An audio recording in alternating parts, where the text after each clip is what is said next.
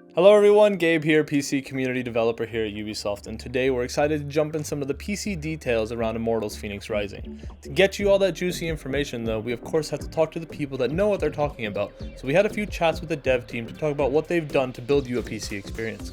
Without further ado, let's get to it.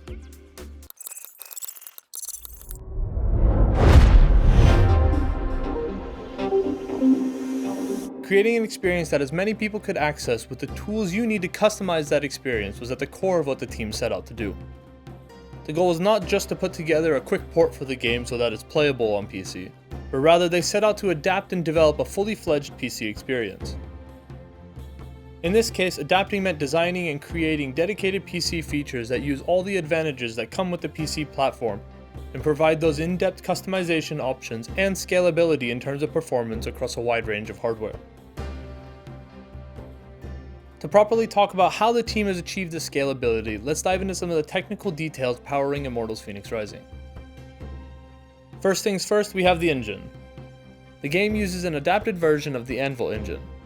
Anvil is a powerful tool and the foundation that supports vast but also rich open worlds. It's been tailored to be scalable over a variety of platforms and to process significant amount of game content via advanced geometry culling, multi-threading, tiled rendering, and of course all sorts of other optimizations targeted to deliver the ambitious vision to as wide of an audience as possible. All this while keeping the quality bar high, taking advantage of the great knowledge and experience they have working with the engine. In terms of rendering API, the team decided to go with the ever-reliable DX11 to be able to tell Fenyx's story to as many people as possible by supporting a wider range of hardware and providing a smooth experience for everyone. PC isn't PC without a bunch of different settings you can tweak, so let's talk about those and the performance tools the dev team has put in your hands. As part of scalability and the fact that there are basically an infinite amount of different hardware setups that hit different performance levels, the dev team is giving you a bunch of settings that allow you to adjust the visual quality and therefore performance so that you can find the perfect balance for your own setup. All these settings allow you to push your hardware to the max so you can have incredible picture quality, uncapped FPS for all of you with high refresh rate monitors, and set higher resolutions. There's also support for multi-monitor setups up to 48:9 for all of you that really want to extend your experience.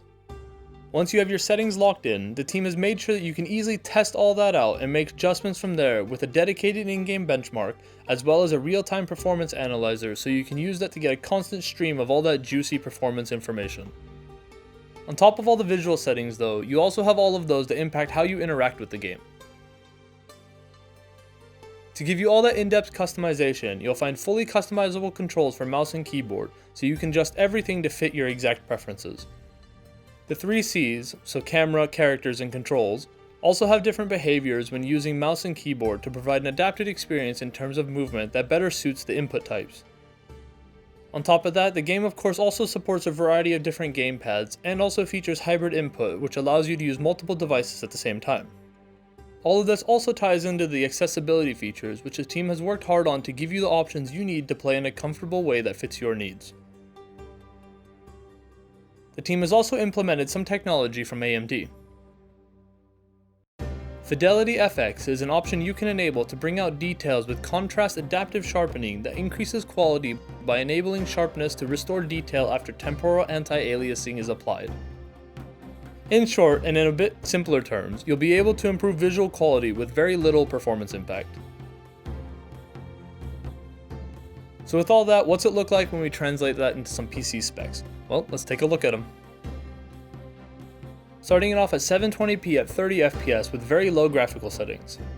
On the CPU side, you'll need an Intel Core i5-2400 or an AMD FX 6300. For the graphics card, you'll need a GeForce GTX 660 or an AMD R9 280X. For RAM, you're looking at 8 gigs in the dual channel mode setup, and VRAM you'll need 2 GB for NVIDIA and 3 GB for AMD. For storage space, you need 28 GB on a hard drive and at least Windows 7 64-bit for the operating system. Next up, we have the 1080p 30 FPS category at high graphical settings. For the CPU, you'll need an Intel Core i7-3770 or an AMD FX 8350. For the graphics card, you're looking at a GeForce GTX 970 or an AMD R9 290. For RAM, you'll need the same 8GB in the dual channel mode, 4GB of VRAM, and you'll need 28 GB on an SSD, which is the same for the rest of the categories. And similarly, for the rest of the categories, you'll also need Windows 10 64-bit. The next category we have is 1080p at 60 FPS with the high graphical settings. For CPU, you'll need an Intel Core i7-6700 or an AMD Ryzen 7 1700. For the graphics card, you'll need a GeForce GTX 1070 or an AMD RX Vega 56. You'll need 16 GB of RAM in the dual channel mode and 8 GB of VRAM.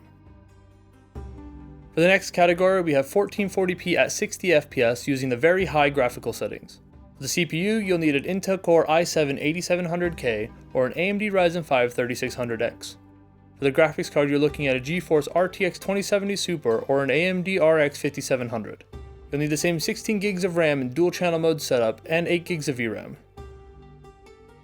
Finally, we have 4K at 30 FPS using the very high graphical preset.